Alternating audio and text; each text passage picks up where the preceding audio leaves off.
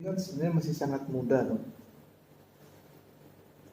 Yang baru ngajar berapa usianya? 19 tahun? Ada yang 18 tahun? Atau rata-rata 18 tahun? 18 tahun itu memang sangat muda. Tetapi dalam terminologi Jawa, antum itu, kalian itu diaji sepuhkan. Ngerti? Kamu kalau dalam majelis orang-orang Jawa pasti ada sesepuh, bini sepuh, aji sepuh. Ngerti enggak? Jangan mantu-mantu aja.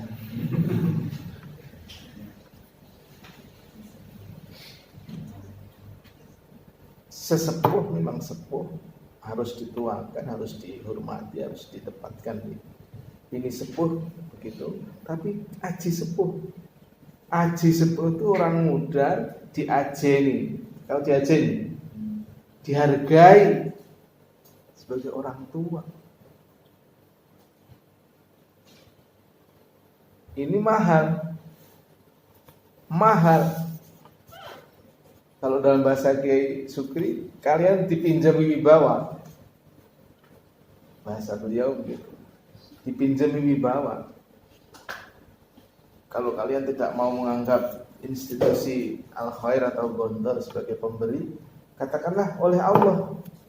Karena memang wibawa itu sesungguhnya milik siapa? Al-Izzah liman? Lillah. Al-Izzah itu lillah.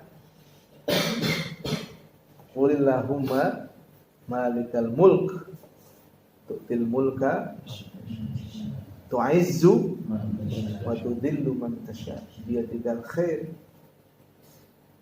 Jadi al-mu'izz itu Allah. Kita jadi aziz itu bukan karena kita, tidak.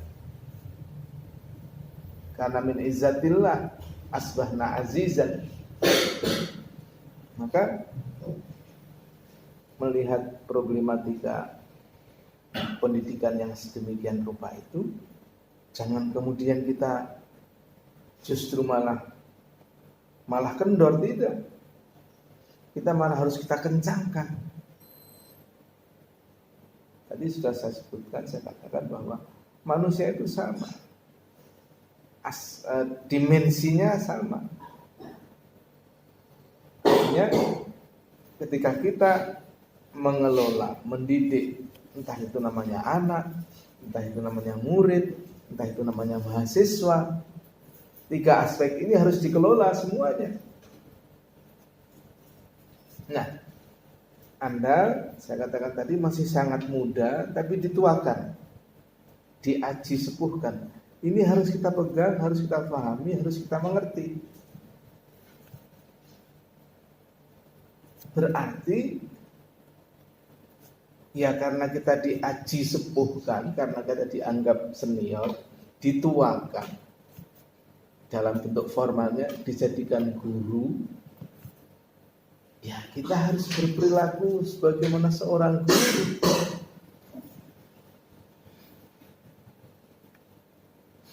Ustaz Nawab ini relatif masih muda, sudah nikah, relatif masih muda sudah jadi bapak.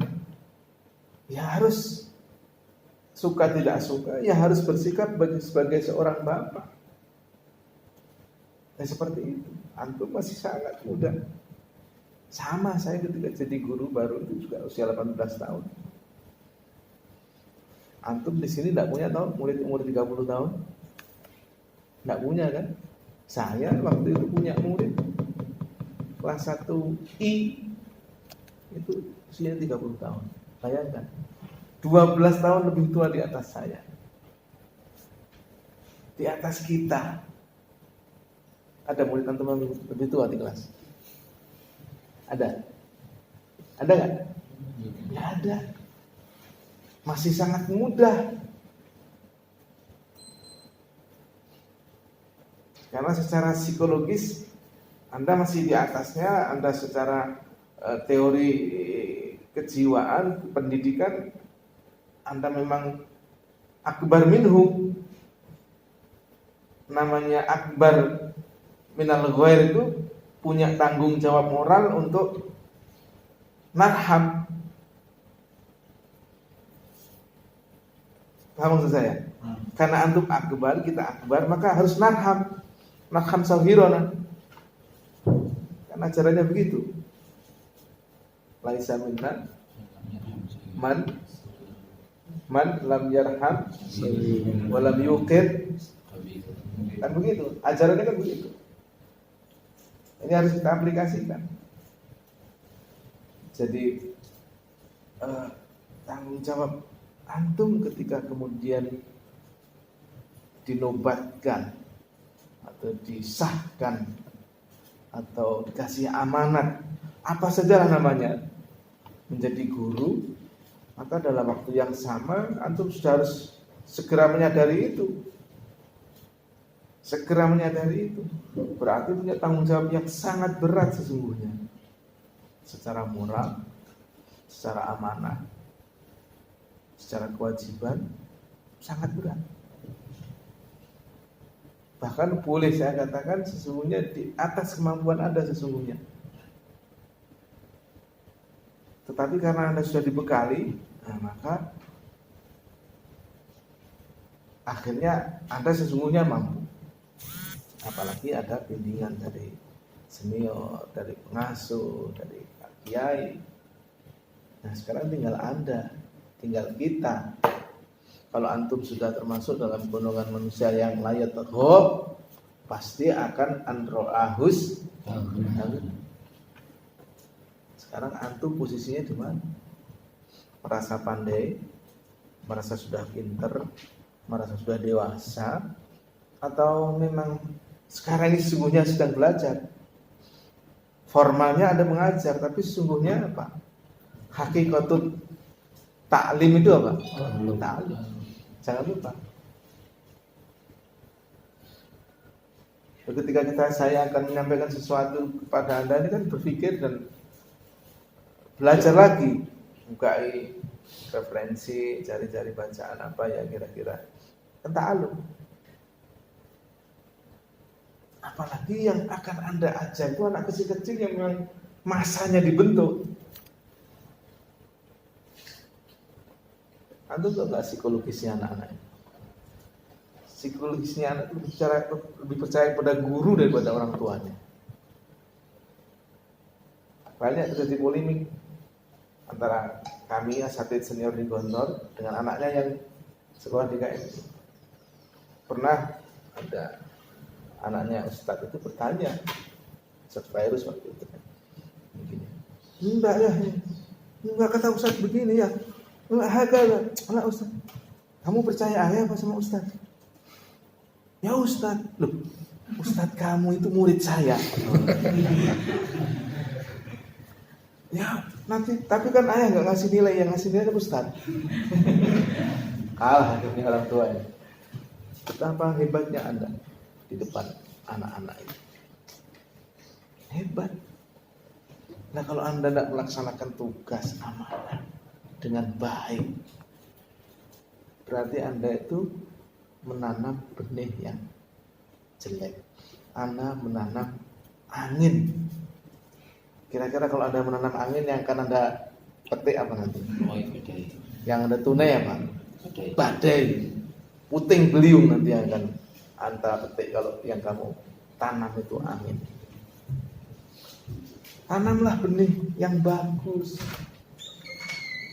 Nah, berarti ikhwan sekalian, yang harus kita bangun dalam diri kita adalah kesadaran, keterpanggilan. Anda masih sangat muda, saya tahu, saya paham. Tapi ketika kemudian yang Anda kedepankan adalah keterpanggilan, kesadaran, maka ego ini akan di nomor 2 kan. Kita tahu sekarang ini banyak setan, ini setan, banyak. Tetapi jangan kemudian menyalahkan itu semuanya. Nah, termasuk fenomena sekarang ini kan salah. Orang tua itu kalau anaknya nakal, anaknya nggak benar, biasanya yang paling cepat disalahkan siapa? Temannya tuh, temannya kan, temannya. Nanti kadang-kadang ngerembet ke kemajuan teknologi, HP, internet, dan sebagainya. Begitu kan? Agak serius lagi mungkin ke gurunya. Kira-kira sikap seperti ini menurut Anda benar apa keliru? Apa tepat? Ketika kemudian menyalahkan temannya, menyalahkan teknologi, menyalahkan mungkin sekolah atau gurunya. Kira-kira tepat apa keliru? Tampaknya kurang tepat. Paling tidak pendekatannya begini. Yang dikatakan tadi semuanya menjadi sebab karena. Kira-kira nanti bertanggung jawab nggak atas kenakalan seseorang itu di akhirat? Katakanlah Anda berkongsi, bersatu, bersepakat dengan teman melakukan satu kriminal, tindak kriminal. Teman kamu tertangkap atau Anda tertangkap. Apa kemudian teman kamu itu dengan sukacita juga melindungi kamu, menyelamatkan kamu? Bagaimana kira-kira? Dia menyelamatkan diri apa menolong kamu? Pasti menyelamatkan diri. Mahfum. Antum mengikuti pola pikir yang saya tawarkan ini. Jangan menikmati dingin, saya matikan nanti kedinginan.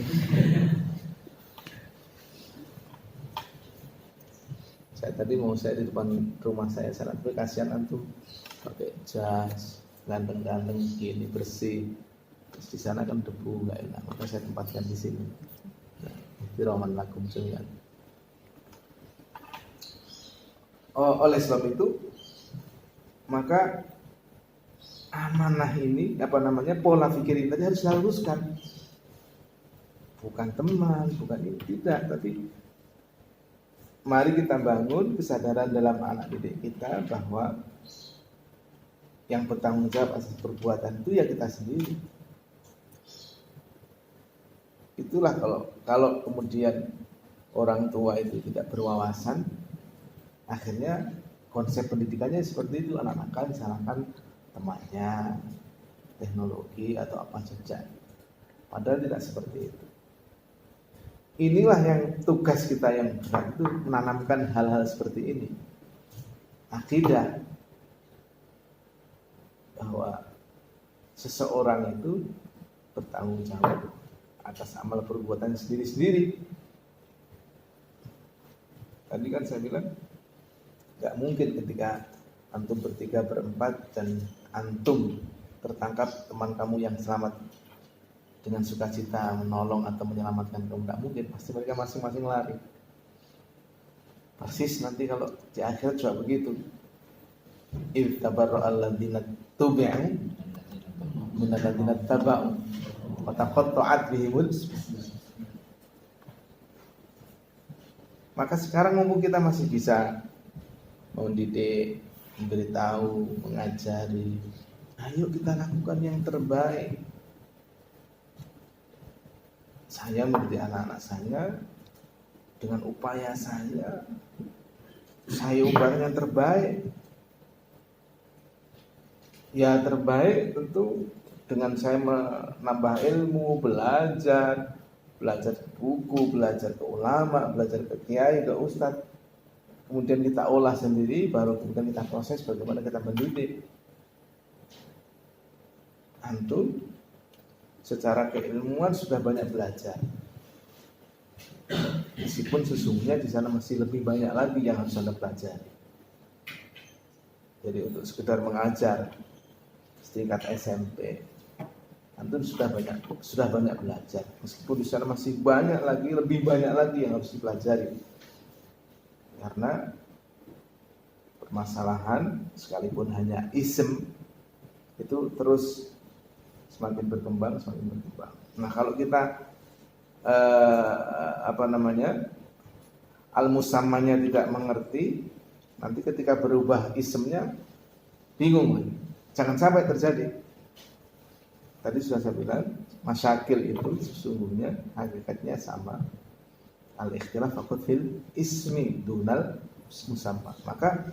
Maka kita harus bisa mengenali musamma ini, supaya kemudian ketika isimnya itu berubah-ubah, kita tahu hakikatnya. Antum ini kan generasi zaman now juga loh. Yang antum tahu sudah semua barang itu enak, endah, nyaman seperti ini. Kami dulu proses ada seperti ini mengikuti sejak masih HP itu sebesar ini. Kayak apa? Masih ada antenanya. Bisanya hanya untuk ngomong sama kirim. Berkembang, subhanallah. Masya Allah. Sekarang apa yang tidak bisa Anda lakukan dengan barang ini? Saya mana? Apa yang tidak bisa Anda lakukan? Untuk mau pulsa, saya bisa beli sekarang ini. Mau duit, tinggal ngirim. Kalau ada sisanya di rekening saya, kalau nggak ada ya. Tapi subhanallah, masya Allah. Dulu ketika saya di Islamabad, surat aja menunggu sekian bulan. Komunikasi, subhanallah nggak bisa. Sekarang apa yang kita lakukan? Sekarang mereka bisa melihat. Kalau sekarang kita living kan bisa melihat semua. Sekarang dimasukkan YouTube aja udah bisa nyebar kemana-mana. Subhanallah. Jadi sesungguhnya al-ikhtilaf fil ismi itu bersama. Intinya kan komunikasi. Intinya alat komunikasi. Tapi kemudian berkembang. Nah, kalau kita sudah paham bahwa ini alat komunikasi, ketika merembet pada yang lain, nah kita harus lebih hati-hati. Oh, ternyata bukan hanya komunikasi dengan segala macam bentuknya. Tidak hanya verbal, bisa video call, bisa macam-macam, subhanallah. Tapi aslinya ya hanya sarana untuk komunikasi. Jangan keluar dari itu. Kalau sudah digunakan untuk yang lain-lain, ya menjadi salah. Maka oleh sebab itu, saya ingin mengajak antum untuk mengenali diri kita sendirilah. Bahwa tadi sudah saya mulai kenalkan tentang diri antum semua. Antum ini orang yang masih muda tapi dituakan, orang yang sesungguhnya, coba teman-teman seusia kamu yang sekolah di luar sekarang pada kira-kira lebih banyak berbuat untuk dirinya sendiri atau untuk orang lain? Teman-teman di SMA yang pada ngapain mereka sekarang? Ngelayap kemana-mana kan? Mungkin nongkrong di pinggir jalan sana. Berarti Anda ini sangat hebat, sangat luar biasa. Masa-masa di mana orang seusianya sedang tenggelam dalam pola kehidupan yang sedemikian rupa, Anda masih bisa bertahan, dan memang ini jalan yang benar. Berat, tapi benar. Kalau bahasanya Rasulullah itu, huffatil jannatu bil makarih wa huffatin naru bisyahawat. Dengar kan hadis itu? Ini yang anak gontor khidmahin. Paham? Khuffatil jannah bil makarih. Surga itu diliputi oleh hal-hal yang tidak disukai, tidak enak. Insya Allah kan kita dengan istiqomah dalam ajaran Allah itu kan susah. Minal makarih, mestinya tidur. Artinya orang-orang waktu itu kita bangun. Orang-orang pada main-main kita serius. Ini kan makarih. Orang seusia Anda nongkrong, mungkin pacaran, Anda harus mengatakan sebuah kebenaran, mengajarkan kebaikan, harus begini. Ini makalah semua kalau kita lihat dari sisi manusiawi kita. Sementara an-nar khufat bi syahawat. Syahwat itu matastahihil anfus, yang diminta oleh nafsu syahwat lain kalau dengan di surga nanti. Jadi dorongan-dorongan ini. Nah, antum kita semua ini sama. Kita punya namanya quwa an-natiqah dalam diri kita ini. Ada quwa an-natiqah, ada quwa al-ghadabiyah, ada quwa asy-syahwiyah. Kita punya 3 potensi ini. Tadi saya menyampaikan antum ada dimensi spiritual, ada dimensi fisik, spiritual, kemudian intelek. Dari segi nafsul insaniyah itu juga ada 3, natiqah, ghadabiyah, syahwiyah. Ini tarik ulur dalam diri kita. Kita, saya, antum, dan kita semuanya.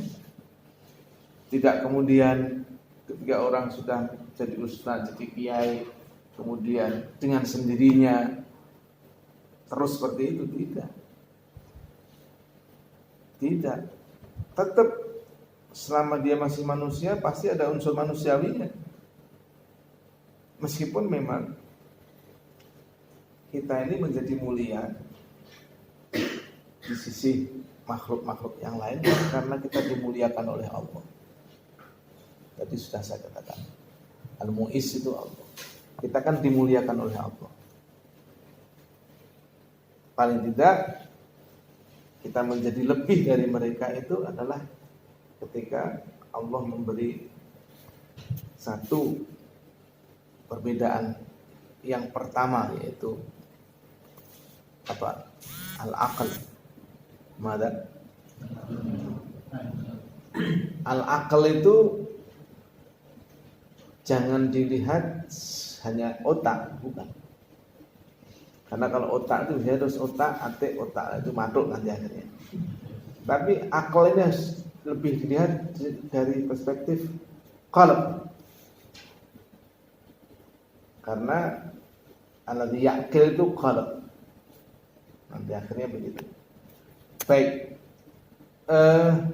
Kita dengan makhluk-makhluk yang lain ini kan banyak kesamaan dan memang sejak awal sama. Katakanlah dari sisi insting, hidayatul hawas, belum hawas, gharizah, itu kita akan sama. Lapar cari makanan itu semua, saya, antum, ayam, kambing, sapi, kalau lapar pasti cari makanan, kalau haus pasti cari minum, pasti. Kalau ada bahaya pasti lari menghindar. Itu sama, anjing semuanya sama. Kemudian juga at-tawalud, ketertarikan dengan lain jenis itu sama. Ayam semuanya sama. Maka kalau hanya dari sisi tawalud, reproduksi, ya tidak istimewa. Kalau hanya beranak, manusia itu hanya makan, punya anak, nah itu sama dengan apa? Binatang, kambing. Maka baru setelah itu menjadi meningkat ketika perilaku ini tadi dikelola oleh akal. Huna ladhi yumayyiz. Alladhi yumayyiz huna al-aql. Al-aql itu teorinya kalau mastarsyid bil aqli. Aqli bukan hanya ini saja, tapi kalau tidak istarsyadna, apa yang terjadi? Musanasil ila al-kamal al-insani. Padahal baru satu potensi ini. Belum satu lagi. Karena manusia tidak cukup hanya dengan insting, indera, akal, tidak cukup. Tetapi sesungguhnya dengan tambahan akal ini saja, orang itu kalau mau menggunakan potensi akliyahnya bisa sampai al-kamal al-insani, kesempurnaan manusianya bisa.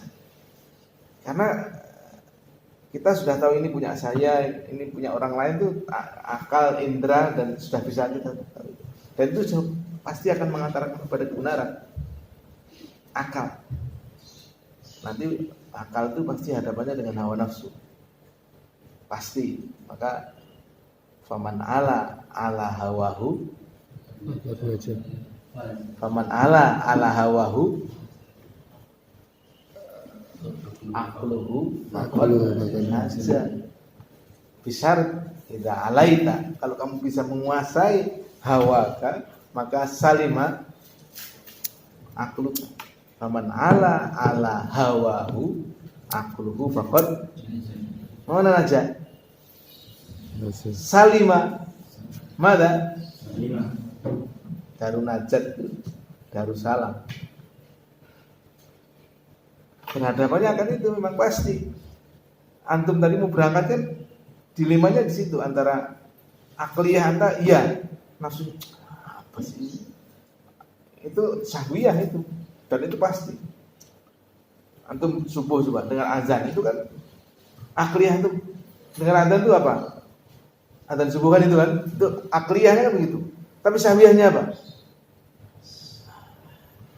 Masih azan. Masih ada. Belum ilas. Nanti setelah ilas masih belum komat. Nanti begitu komat, aduh sudah komat. Bukan, ya hanu nyesal. Aduh sudah komat. Ya stabil. Bukan terus bangun. Syahwat. Akliyahnya sudah beritahu tadi sebenarnya. Oh subuh, azan subuh, bangun. Perangnya di situ. Maka al-aqlu idza istarsyadna bihi wa bi hukmil aqli saja irtafa al-insan ila al-kamal al-insan. Kalau terus potensi itu digunakan, dia bisa sampai kepada ufukul malaika. Luar biasa. Ini belum agama, belum. Artinya dalam perspektif ajaran agama-agama, orang-orang kejawen atau orang-orang yang proses keberagamaannya itu hanya potensi akal, tidak pakai petunjuk Nabi, itu tinggi. Ilmu kejawen itu filsafatnya sangat tinggi sesungguhnya. Hanya sayang tidak berangkat dari wahyu itu saja. Tidak cukup. Potensi kita ini sesungguhnya luar biasa. Tapi kalau kita berbicara hidup secara sempurna, tidak cukup. Harus dengan agama. Karena agama itulah nanti din wal wahyu. Agama harus yang wahyu. Kalau agama yang wad'iyah masih akli. Nah, sampai ufukul malaikah. Lebih lagi kalau masih akan menjadi sampai kepada at-taqarrub ila Allah. Itu yang tertinggi. Hanya potensi akal saja. Al-qurbu minallah. Maka mereka orang Jawa sampai apa? Sang dumadi apa itu? Manunggaling kaula Gusti. Qurbu minallah. Mereka seperti itu. Itu menjadi salah karena tidak ada petunjuk dari Allah melalui Rasulnya saja. Maka akhirnya manusia pun tidak cukup hanya dengan akalnya saja, harus dengan agama. Ini kita perluas supaya kemudian nanti ada kesadaran dalam diri kita bahwa mendidik, mengajar itu kalau secara formal Anda pasti, sesungguhnya itu harus kita miliki semua sebagai manusia. keterpanggilan untuk mendidik, mengajar orang lain, mengajar diri sendiri. Al-aqlu idza ahmalna, nah ini. Maka kita akan wa asaina amamirahu. Kan akal ini sudah kalau bahasa saya yang saya ajarkan ke Ustaz Amru kalau masih ingat. Beliaunya. Kita ini kadang-kadang susah membedakan antara bisikan setan dan panggilan hati nurani. Iya tak? Ini bisikan setan apa panggilan hati nurani, kan repot, susah. Nah, al-aqlu itu kalau asoina, kalau kita tidak dengarkan, nah kita pasti akan terjerembab jatuh ke Nah, Jais.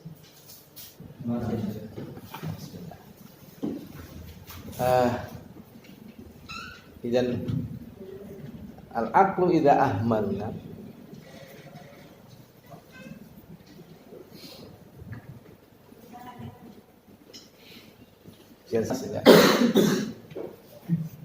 sama bahwa idza ahmalna al-aqla, kalau hati akal ini tidak kita dengarkan dengan baik, itu kita akan jatuh terjerembab nanhat ila darajah al-hayawaniyah al-khosisah al-daniyah al-hakir. Jadi sederhana kalau dalam bahasa Gontornya mungkin domir. Bahasa Gontornya domir. Tahu? Anak Gontor masih ingat domir. Jadi sal domirok. Antum apa ya bahasa yang anak zaman nol itu apa kira-kira? Domir itu. Sadar enggak? Nah, apa istilah-istilah sadar enggak? Ya, ngerti enggak sih apa? Gitulah kira-kira. Itu aja kita pegang. Itu sudah. Sebentar, antum umpamanya waktunya jam formal, kemudian keluar pakai training, padahal anda nggak kerja nggak apa, ada perasaan nggak enak nggak? Ada perasaan nggak enak nggak? Itulah suara hati. Pokoknya ketika anda, oke, masjid sendal nggak ada, terus yang ada sendal yang lain. Ketika anda mau pakai itu ada perasaan nggak enak nggak? Atau nakli doa kadalik gimana? Kalau begitu? Man akhadha ukhidha.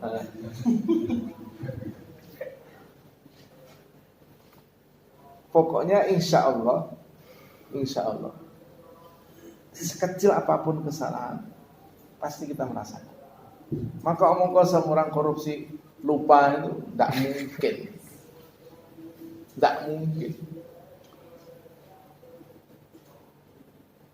Orang punya utang itu kira-kira ingat apa? Apa ya, ada orang lupa utang? Ya untung dalam ajaran itu sudah, kalau sudah tadayantum faktubu, makanya ditulis biar nggak lupa. Tapi teorinya adalah bahwa ketika kita melakukan kesalahan sekecil apapun pasti ada suara. Ini enggak benar, ini enggak tepat. Hanya kemudian inilah ihmalnya. Ihmalnya itu apa? Antum kemudian terkena virus yang sangat bahaya. Lebih bahaya daripada AIDS. Namanya virus labaksa. Pernah dengar? Pernah dengar?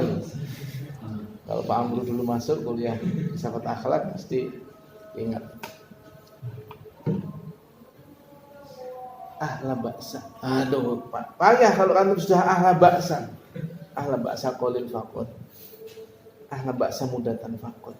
Sekarang antum main HP, azan baksa. Apa yang akan terjadi? Minimal masbuk 6 lah. 6 lah. Minimal masbuk. Untung-untung masih dapat jamaah. Kira-kira antara keuntungan dan kerugian banyak mana? Ya sekarang tinggal antar perspektifnya. Kalau perspektif syahwat Anda merasa untung. Tapi kalau perspektifnya al-aql, ya Anda rugi.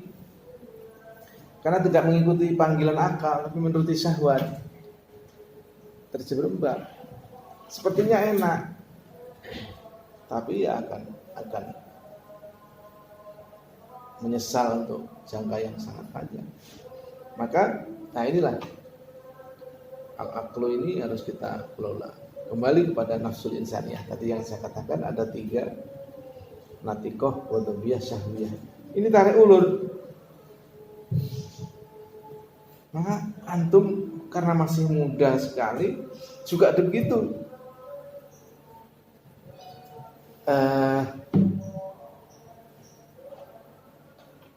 Saya punya teori begini. Dorongan ghariza.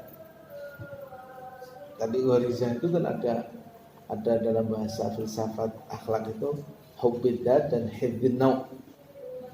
Jadi kalau hibbin nau' itu makan, ini takut bahaya. Kalau zat itu punya anak, itu seksual, itu semuanya zat itu. Ini harus dikelola. Tidak boleh dilepas, dibiarkan, tidak boleh dikekang. Orang tidak makan itu salah. Orang itu ya makan, ya puasa. Bahasa Rasulullah, asumu wa aftur. Orang itu yang memenuhi syahwatnya. Bahasa Rasulullah, wa atazawwajun nisa. Orang itu ya tidur ya sholat lain. Usolil lail wa anam. Tidak kemudian hebat sekali puasa terus, nggak buka, nggak kawin, kuat nahan, nggak bener itu. Yang bener waktunya nikah ya nikah, bukan kowi lata zawat mengkosong. Paling nggak, ya masalah belum laku aja alasannya seperti itu. Nggak bisa. Itu sudah harus dipenuhi semuanya. Kama qala Rasul begitu. Harus dikelola secara keseluruhan. Nah, antum, masya Allah, mendapat kepercayaan dari kiai, dari santren untuk ikut mendidik anak-anak. Ini jangan disia-siakan kesempatan ini. Mahal. Minimal itu persiapan Anda didik anak Anda, didik istri Anda. Jangan sampai Anda nggak bisa didik istri, bahaya. Kalau harus kita didik istri kita supaya bisa mendidik anak-anaknya, maka kesadaran bahwa Anda mendapatkan tugas, amanah, dan yang Anda kerjakan pekerjaan mulia ini jangan disia-siakan. Maka saya tidak percaya kalau kemudian ada guru-guru yang sudah sering mendapatkan pengarahan, taujihat, masih saja tidak serius dalam mengajar, main-main, datang terlambat. Itu refleksi dari tidak sadar sesungguhnya. Saya itu nggak percaya kadang-kadang akhtatu fi nadharil jadwal itu sebenarnya saya itu sudah lihat jadwal. Ya maaf saya percaya. Itu insya Allah seminggu sudah, jangankan seminggu, pokoknya sudah masuk sekali 2 kali insya Allah sudah hafal. Akhtatu itu kan ihmal saja. Kalau serius tidak mungkin terjadi akhtatu. Itu refleksi ketidakseriusan. Baik, kembali kepada ini tadi, maka ini sembari kita mendidik anak-anak, tentu dalam waktu yang sama kita mendidik diri kita sendiri. Ajaran Islam sangat luar biasa, selalu mengatakan usikum wa nafsi. Sama Pak Azhar dengan teorinya hakikat ta'lim wa ta'allum. Dalam bahasa nasihat takwa tadi, usikum wa nafsi. Dalam istilah kependidikan Pak Azhar, hakikatut ta'lim buat ta'al. Nah, begitu. Maka ayo sekarang kita serius, biar jangan sampai terjadi penyesalan. Satu, yang kedua, ketika Anda ngajar main-main, tidak serius, na'udzubillah sampai yang Anda ajarkan salah, itu berarti menanamkan ketidakbaikan. Jangankan sampai mengajar, Anda tidak disiplin saja, itu sama dengan menebar benih moralitas yang tidak baik di depan anak-anak. Saya kalau terlambat ngajar selalu bilang minta maaf. Dalam waktu yang sama kalau udah terlambat saya upret-upret, saya marahi. Tadi saya bilang saya punya al-ustadz intadharuhuna mundu sa'ah robiah gitu. Saya bilang sama ustadzah di Panjang sana. Ya. Gurunya sudah menunggu sejak jam 4, saya bilang. Ya enggak apa-apa. Muridnya masih di perjalanan dengan jauh. Apa-apa. Tapi ya kita tunjukkan bahwa kita serius, kita kalau bahasa Ustaz Jar kasih, kita itu dengan wujud kita yang ideal itu cukup. Wujuduka wa kafa. Istilahnya ada pertemuan, kemudian guru-guru itu kelihatan saja hadir, sudah cukup, tidak usah ngomong, tidak usah, cukup yang ngomong Pak Kiainya, wujud kita duduk sampai seperti itu. Belajar malam, kita nongkrong aja, kelihatan sudah cukup. Oh, saya diawasi, saya ditemani, saya dibimbing, saya di luar biasa. Apalagi kemudian antum menanya, kemudian antum menjelaskan, wah tambah luar biasa lagi. Maka ini usikum nafsi, saya senang sekali bisa. Saya sebenarnya tadi mau menawarkan diri juga ke sana. Saya sudah lama enggak ke Panjang. Saya biasanya ya lebaran apa segala minimal ya ke sana. Kebetulan Ustadz Bambang dengan punyai Yaya itu kayak abang kita di mana? Di luar negeri dulu. Saya kebetulan di Islamabad dengan beliau, jadi kedekatannya cukup banyak. Selain kita sama-sama orang Ponorogo dan lain sebagainya. Baik, saya kira ini saja, waktunya sudah jam sekian, sudah waktunya buka, insyaallah. Yang belum, yang puasa beneran ya nunggu azan, yang enggak puasa ya seadanya dikonsumsi, disiapkan, dimakan. Saya tidak bisa menyiapkan apa-apa, ya apa adanya lah.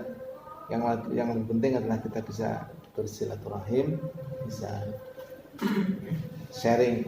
Saya sebenarnya senang sekali kalau ada pertanyaan, tapi waktunya sudah mepet. Tapi nanti kalau maunya sambil kita makan ada pertanyaan silakan. Maghrib jam berapa tuh? Masih ada waktu kan? Masih sedikit lagi. Baik, saya kira ini saja. Terima kasih, ada kurang lebihnya mohon maaf. Mudah-mudahan bisa kita lanjutkan di lain kesempatan, mungkin di tempat yang berbeda. Ya, in uridu ilal islah wa aqulu qouli hadza astaghfirullahi wa lakum. Wassallallahu ala sayyidina Muhammad. Assalamualaikum warahmatullahi wabarakatuh. Silakan di bagi